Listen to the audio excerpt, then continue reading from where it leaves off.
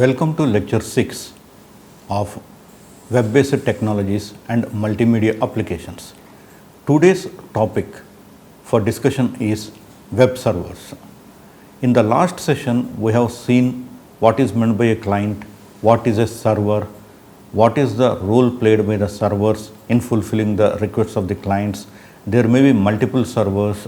One request may be processed by more than one server, and the reason for having a high capacity servers and in what way servers should be reliable, scalable and secure, so that the information sought by the client can be provided by the servers in real time without much delay.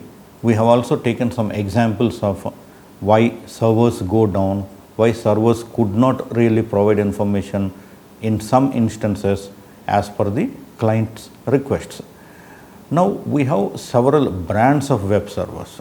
For example, Microsoft is offering a web server, then Apache is also offering a web server, and there are large number of companies which are providing us the web servers. Today we will see what is a web server and about these particular types of web servers that are offered by different companies. The objective of today's lecture is to introduce the concept of web servers. A server processes the request made by clients. Now you extend the client server domain on the internet application www, which is World Wide Web. Now you can clearly identify that you can make a request for a web page from the server. This implies that you are a web client and the server from which you make a request is a web server. As a web client, you just need to run an application program called a browser, whereas the web server is software that fulfills the request of web clients. A web server normally has a high-end computer with web server software. Some of the popular web server softwares are Apache servers by Apache Software Foundation, Internet Information Server by Microsoft, Jinx, that is NGINX web server by NGINX, Google web server by Google, Lightspeed web server by Lightspeed Technologies. These are some of the popular web servers. Of course, there are large number of companies that provide the services of a web server. A web server is also having a very good internet connection speed so that it can support multiple simultaneous users. It is also having its own domain and IP address. But how does this information exchange between the web client and web server is achieved? This whole communication is managed by a protocol called the Hypertext Transfer Protocol. However, the only protocol that works on internet, as we discussed earlier, was TCP/IP. TCP/IP, as already discussed, stands for Transmission Control Protocol or Internet Protocol. So what is this HTTP? Please note, HTTP can work only over a connection that is managed by TCP. Thus, it is a higher level protocol that uses the services of TCP. HTTP specifies the list of actions that lead to transfer of a requested information exchange between a web client and a web server. You must have already observed that whenever you type a website address, you start with HTTP or HTTPS. So HTTP:// the address is typed. Similarly, HTTPS:// the address is typed. The difference between HTTP and HTTPS is that in the cases of HTTPS, it is a secure hypertext transfer protocol. Whenever you wish to visit a web page on the internet, you request that page from a web server.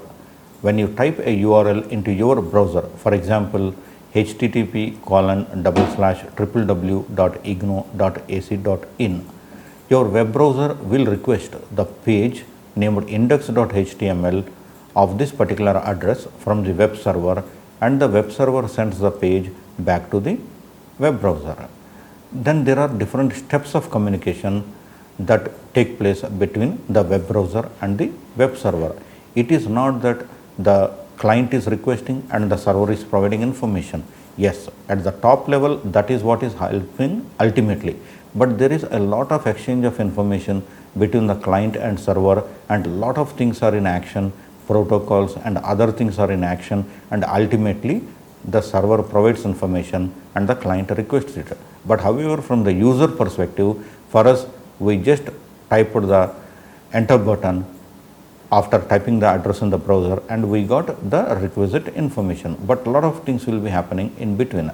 As a first step, we may put a URL like http://www.igno.ac.in/index.html or equivalent domain name www.igno.ac.in as the address of the website that we want to access through our web browser. The web browser tries to resolve the IP address of the website by the information available in its own cache memory. If web server does not have the information about the IP address stored in its cache, it requests the IP address from the domain name system servers.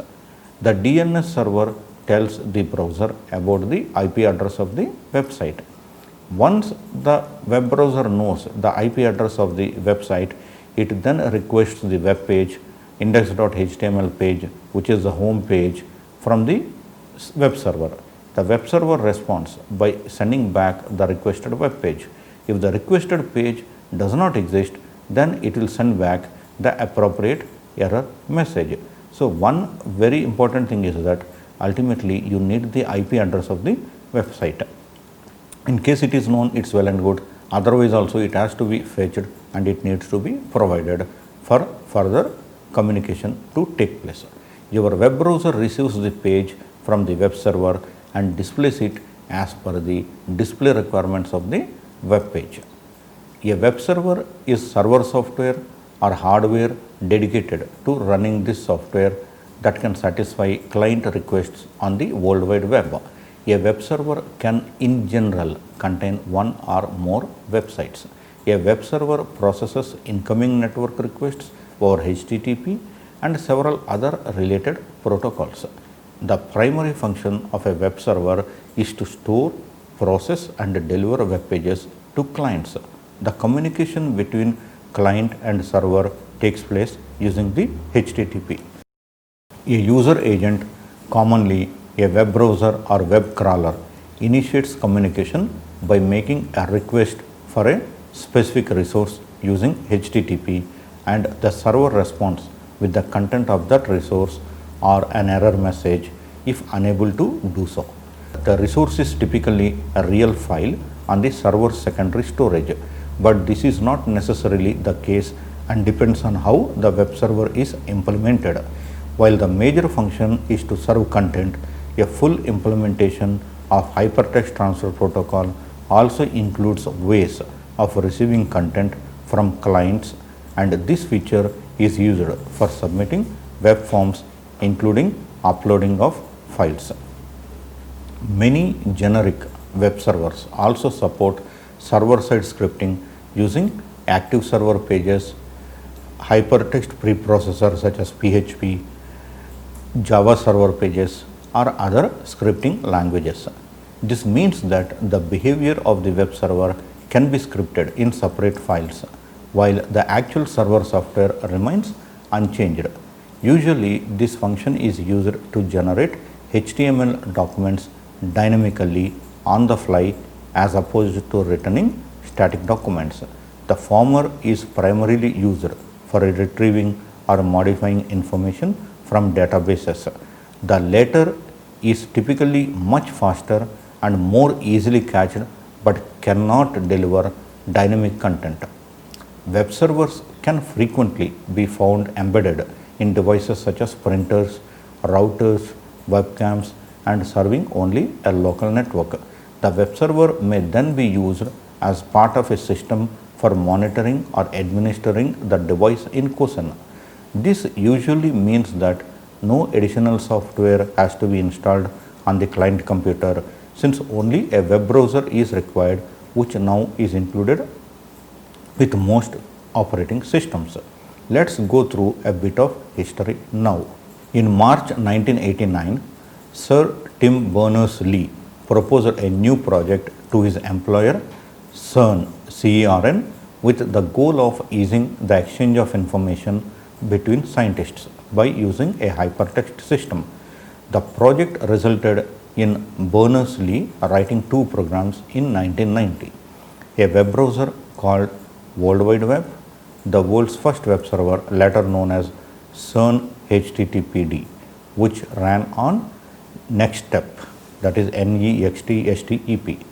Between 1991 and 1994, the simplicity and effectiveness of earlier technologies used to surf and exchange data through the World Wide Web helped to port them to many different operating systems and spread their use among scientific organizations and universities and subsequently to the industry.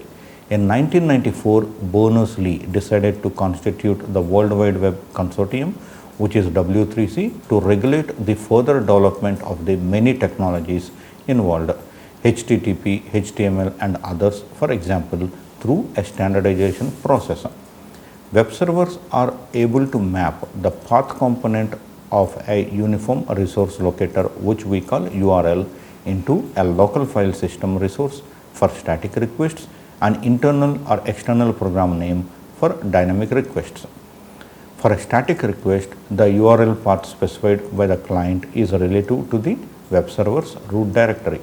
Consider the URL, for example, www.abc.com/path/file.html as would be requested by a client over HTTP. The client's user agent will translate it into a connection to www.abc.com with the following HTTP request: get path file.html HTTP to host www.abc.com.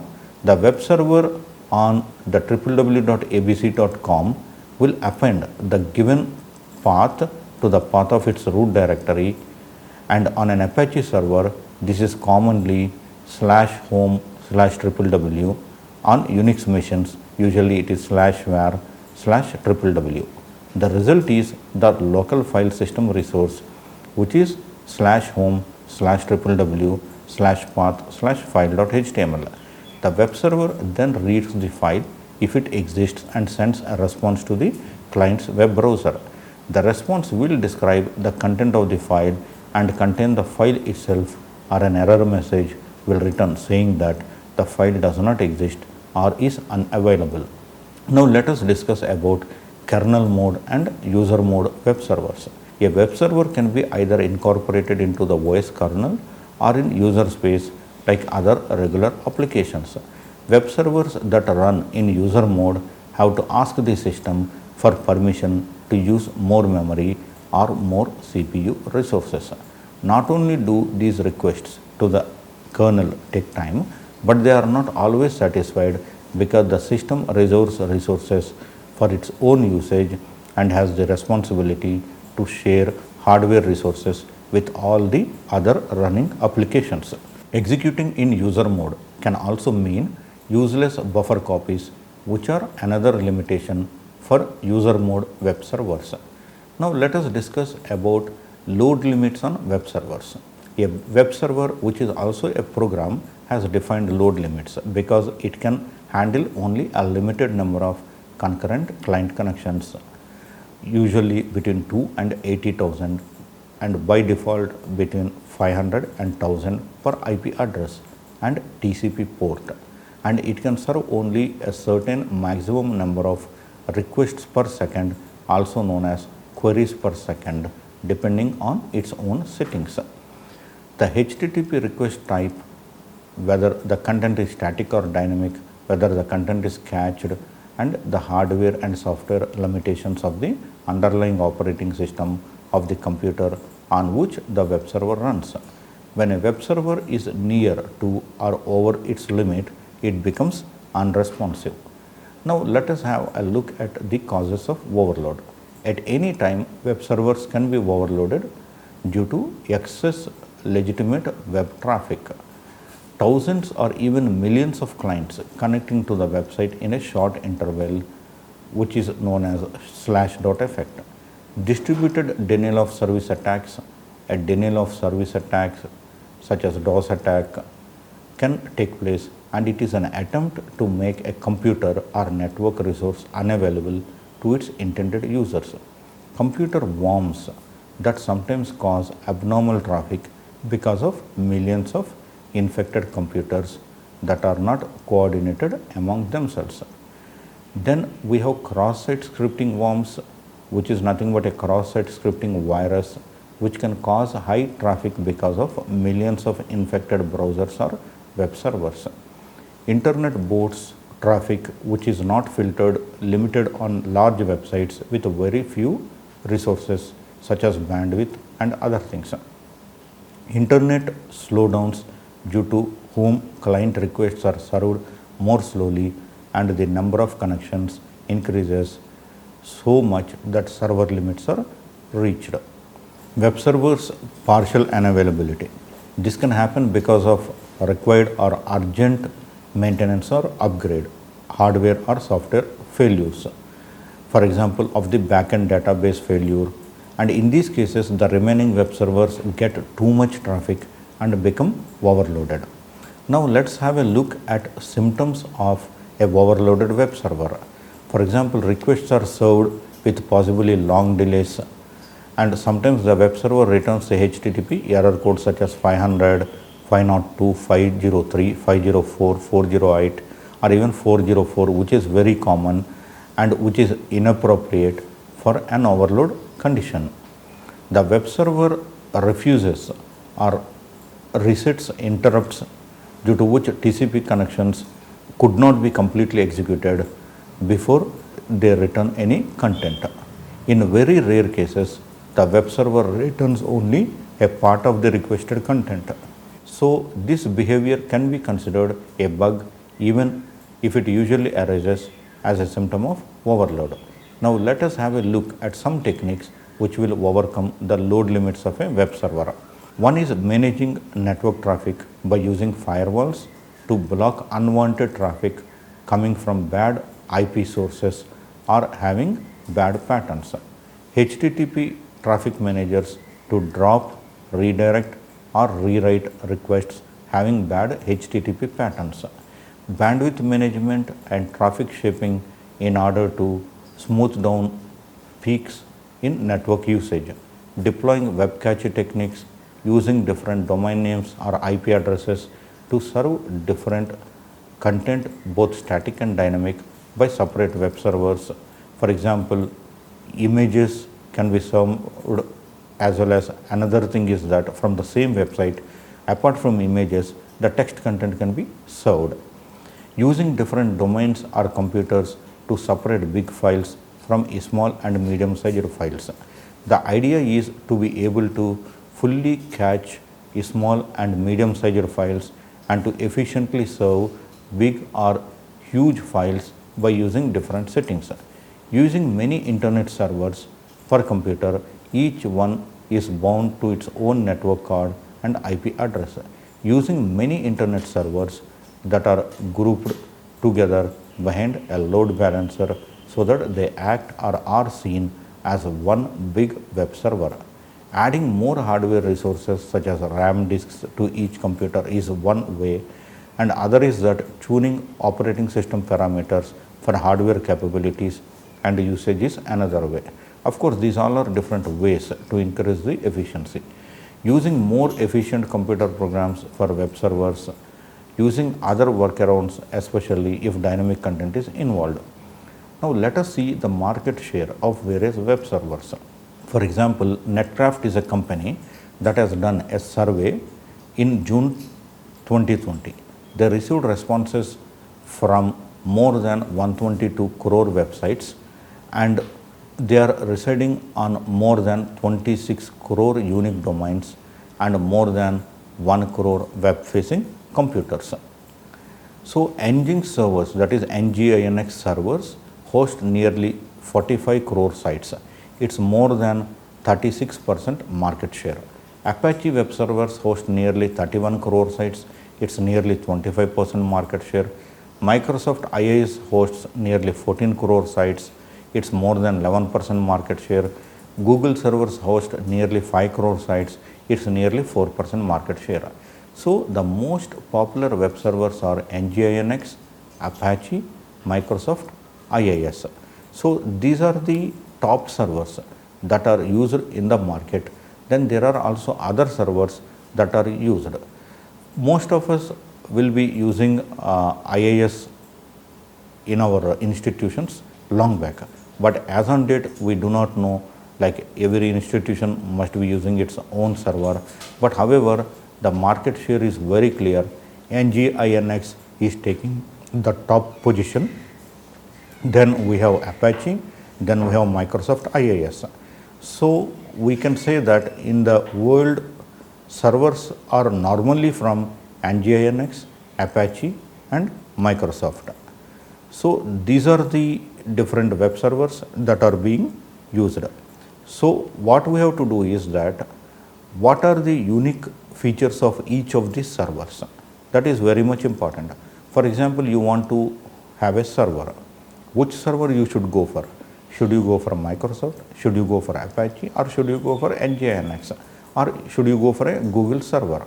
So for that, what you have to do is that you have to find out the results of surveys, like what are the advantages of an Apache web server, what are the advantages of a Microsoft web server, what are the advantages of a Google server, or what are the advantages of a Nginx server.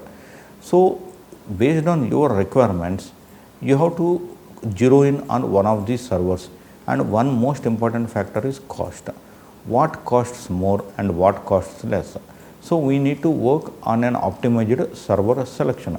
That is, the cost is appropriate, the support is appropriate and fulfills our requirements. So keeping these things in view, we will be ultimately zeroing in on one of these servers. So Netcraft is the company which has done this particular survey. One important thing is that the website is https://www.netcraft.com. When you go to this particular website, not only the market share of the servers of June 2020, you can also find historical data. Historical data is very useful because suppose the market share of a particular server is increasing, you need to find out really why it is increasing. If something is decreasing, you should find why it is decreasing. Suppose that you are using a server whose market share is decreasing, then you should really research. If at all you switch from your current server to the server that is catching up, then is there any chance of increasing the business of your domain? So it makes really business sense that you go to this website, you find the market shares of various servers, and then ultimately you take a call which is better, and then by that particular server or host your data on that server or applications on that server, so that you get complete support of the transactions which you commit. Apart from Netcraft, there are many other companies also that does this. But when I have gone through the web, I found that this particular site is giving information in such a way that it can be easily interpreted, and it is having the latest data which is June 2020 as well as the historical data. So when we consider all the data, definitely we will be finding that why market share is increasing and decreasing, and it has something definitely to do with the technicals also. So one is underlying technology, the second is cost. So you have to work on both these factors and see why anything is increasing their market share and why something is decreasing its market share, and accordingly the decision needs to be taken.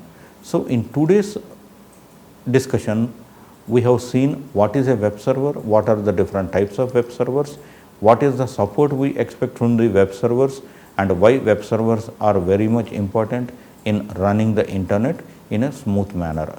I thank you all for attending the today's presentation, and in case you have any doubts or questions, please feel free to drop an email to me. Thanks a lot.